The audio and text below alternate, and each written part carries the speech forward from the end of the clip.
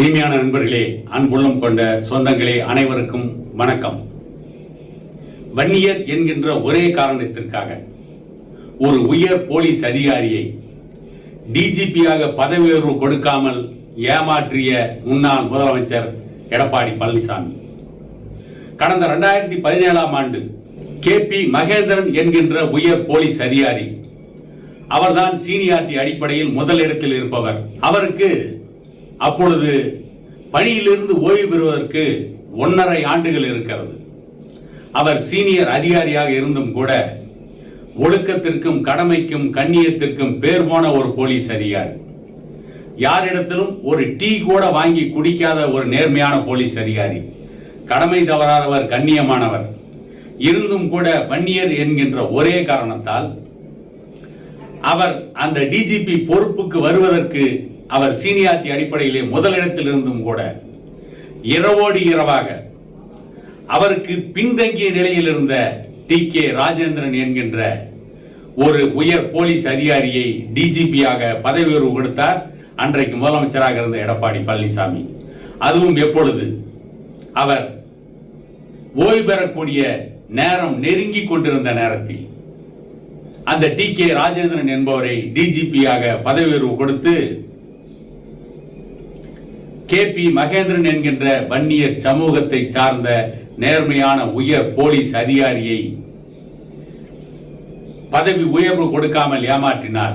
இதற்கு காரணம் என்னவென்று சொன்னால், KP மகேந்திரன் என்கின்ற அந்த நேர்மையான போலீஸ் அதிகாரி வன்னியர் சமூகத்தை சார்ந்தவர் என்கின்ற ஒரே காரணத்திற்காக அவருக்கு பதவி உயர்வு கொடுக்காமல் எடப்பாடி பழனிசாமி ஏமாற்றினார். இதைத்தான் அவருக்கு முன்பிருந்த ஜெயலலிதாவும் செய்தார். அவருக்கு முன்பிருந்த கலைஞர் கருணாநிதியும் செய்தார். வன்னியர்களை ஏமாற்றுவதில் கலைஞர் கருணாநிதி, ஜெயலலிதா மற்றும் எடப்பாடி பழனிசாமி ஆகியோர் இடையில் எந்த வேறுபாடும் இல்லை. அதில் அவர்கள் ஒன்றாகவே இருக்கிறார்கள். சென்னையில் இருக்கின்ற கவின் இசை பல்கலைக்கழகத்திற்கு துணைவேந்தரை நியமிக்க வேண்டும் என்ற நிலை வந்த பொழுது அன்றைக்கு இதே எடப்பாடி பழனிசாமி தான் அதற்கு அனைத்து தகுதியும் இருந்த அற்புதமான கலைஞர், முனைவர் பட்டம் பெற்றவர் புஷ்பவனம் குப்புசாமி அவர்களை அந்த கவின் இசை பல்கலைக்கழகத்திற்கு துணைவேந்தராக்காமல் கேரளாவில் இருந்து ஒரு பெண்மணியை கொண்டு வந்து துணைவேந்தராக்கினார்கள்.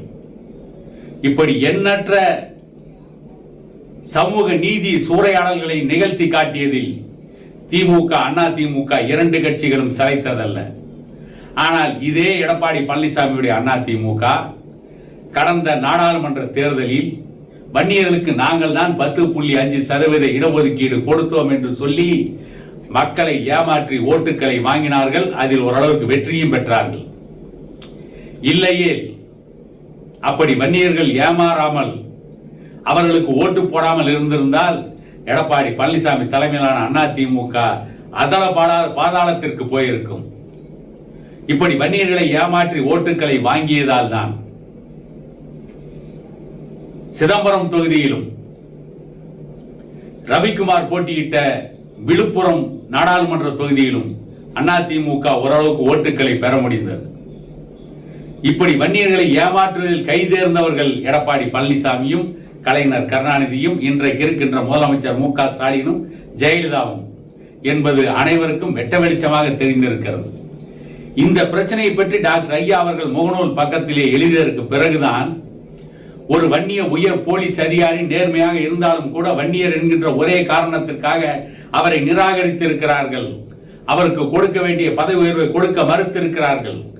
வன்னியர் என்கின்ற ஒரே காரணத்திற்காக அற்புதமான கலைஞர், முனைவர் பட்டம் பெற்றவர், டாக்டர் பட்டம் பெற்றவர், ஆய்வு கல்வியை முடித்தவர் என்று இருந்தும் கூட புஷ்பவனம் குப்புசாமி அவர்களுக்கு சென்னையிலே இருந்த கவின் இசை பல்கலைக்கழகத்தின் துணைவேந்தர் பொறுப்பை கொடுக்காமல் அவரையும் ஏமாற்றினார்கள். இப்படி வன்னியர் சமூகத்தை ஏமாற்றிவிட்டு வன்னியர் ஓட்டுக்களை வாங்க இவர்கள் என்றைக்கும் தவறியதே இல்லை என்பதை டாக்டர் ஐயா அவர்கள் இன்றைக்கு அந்த அவருடைய முகநூல் பக்கத்திலே கட்டுரை எழுதியிருக்கிறார். இனியாவது இந்த வன்னியர் சமூகம் தனக்கான தலைவர் யார் என்பதை பார்த்து திருந்துமா இல்லது தொடர்ந்து ஏமாறுமா என்பதை பற்றி பொறுத்திருந்து பார்ப்போம் என கூறிக்கொண்டு இன்னொரு காணொளியில் உங்களை சந்திக்கும் வரை உங்களிடமிருந்து விடைபெறுவது உங்கள் எடப்பாடி துரைசாமி.